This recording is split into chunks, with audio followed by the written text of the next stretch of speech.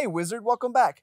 Now recently I had a bunch of requests to show a little bit more detail about the setup that I had on our recent scope review. So today I'll be showing you my optics configuration from my Primary Arms PLx-C M8 meters and Griffin optic review. And then hopefully explain why I did certain configurations and certain scope heights and such. But I'll show you. Let's get into it.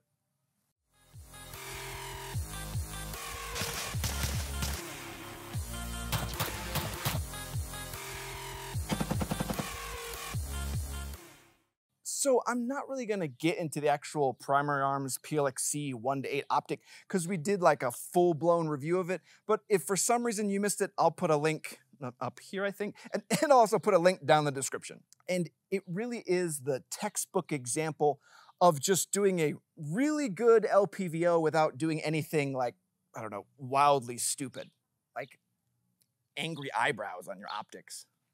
But I'm going to assume you've seen everything with those optics already and go ahead and dive straight into this.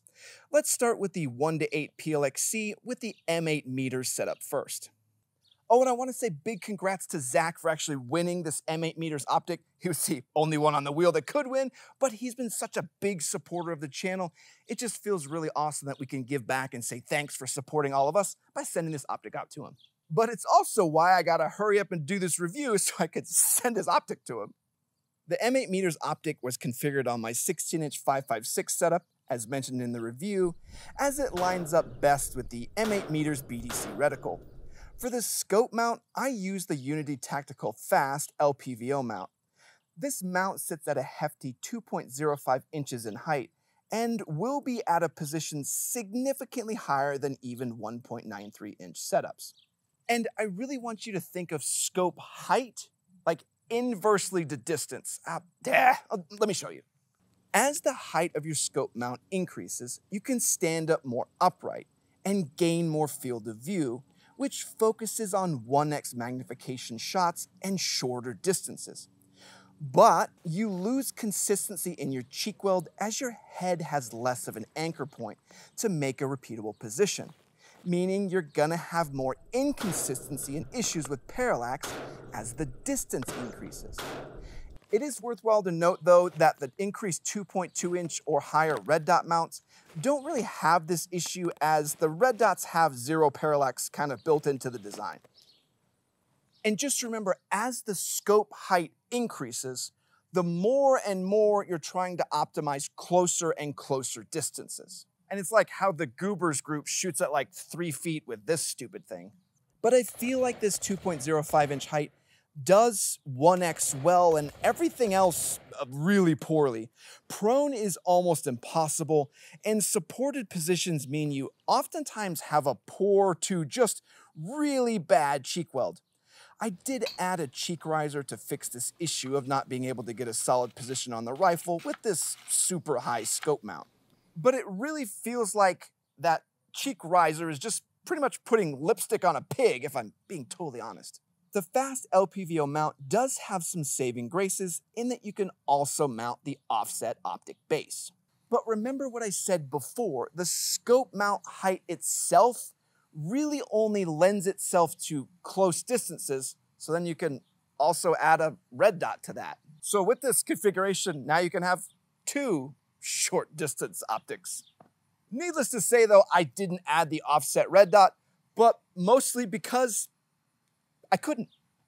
The offset optic base could be connected in either side, but the fast LPVO mount itself is designed to only accept it on the right-hand side of the scope mount. And as I'm left-handed, I couldn't really mount that in a configuration that would make much sense anyway, so I didn't bother to do that. And this whole scope configuration was really an interesting lesson into what just really didn't work well at all. It's just this goofy combination of a long-range optic and a short-range scope height. But it is high enough you can use your nods with it. No, that actually doesn't work at all. So that really isn't my favorite setup at all, but I kind of wanted to show what you could do if you wanted to maximize the 1x magnification above all else. And for some reason, you just weren't smart enough to buy a red dot. All right, let's go look at the other setup with the Griffin optic. Here we have our 20-inch 6.5 Creedmoor setup with our PLx-C 1-8 Griffin. Here I used the 1.5-inch Primary Arms PLx mount with the RMR adapter top ring along with the 507C ACSS Vulcan. There's a lot to unpack here, but I really like this setup, unlike the other one.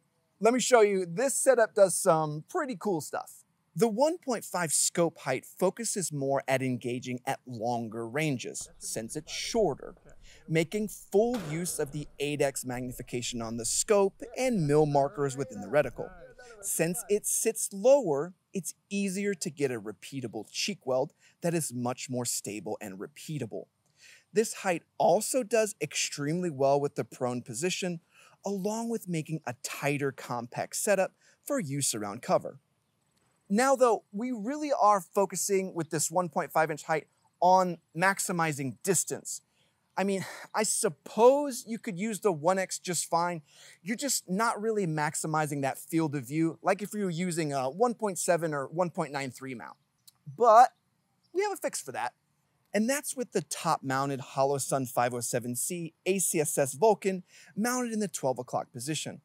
I did a top mount configuration instead of a side, as a side mount is really only useful on one side, compromising the ability to swap shoulders and still use the red dot effectively. And something else that I learned that may be interesting to all of you, you just cannot put a red dot at a 12 o'clock position on a 1.93 or higher. You just can't.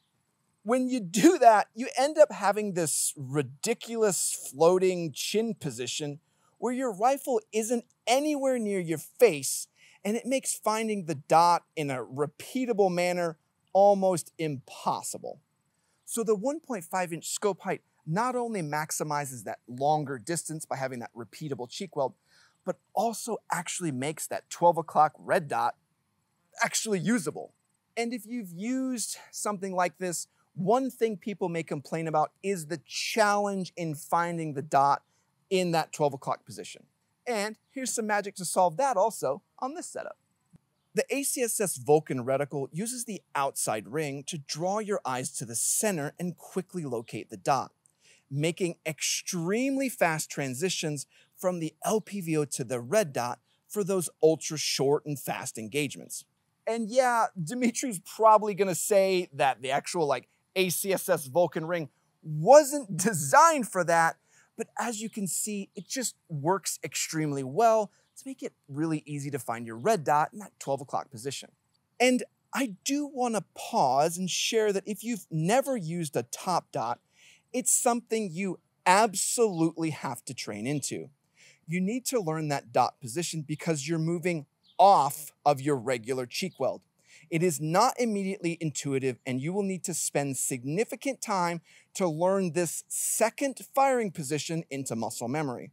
And what's interesting is the ACSS Vulcan, have that little circle ring, literally cuts out hundreds of hours of training time by just giving me a faster and quicker reference to where the dot's located. Here, I can just pop up from the scope and the red dot is right there and easy to find. And I really do think the ACSS Vulcan reticle at the 12 o'clock position is what makes this setup far more feasible to use at that 1X configuration. And what's interesting is you actually can use this setup with night vision. The ACSS Vulcan also helps to give you an easy to track center dot so you can run your IR setup passively or use the Vulcan ring itself to help make those active aiming shots. And unlike the super high and obnoxious weird scope mount height we have on the other one, this one is actually super smart. You have this low mount height to focus on the long range side of our LPVO, but then the top mounted easy to find red dot to focus on the 1X and close range engagement. All in a sleek package without any doodads hanging off the side of everything. But those are my setups and kind of what I was trying out in a few different configurations. So hopefully by seeing what I did, it's kind of giving you some ideas of what may work best for you. And maybe what you should probably avoid in terms of scope mount heights. But I want to say thanks to all of our Patreon subscribers and all of our YouTube members. You guys make all this possible that we can show off all these amazing things. And I love the community and the family you've built here at TLD, and we're so thankful for you. And I also want to say thanks to everyone that likes, comments, and subscribes. Comment down below what your favorite scope mount height is. All right, everyone, Walsh out.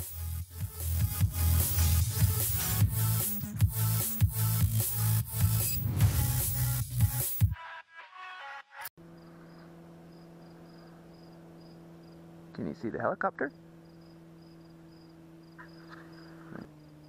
Nods. Yep. You need some of these.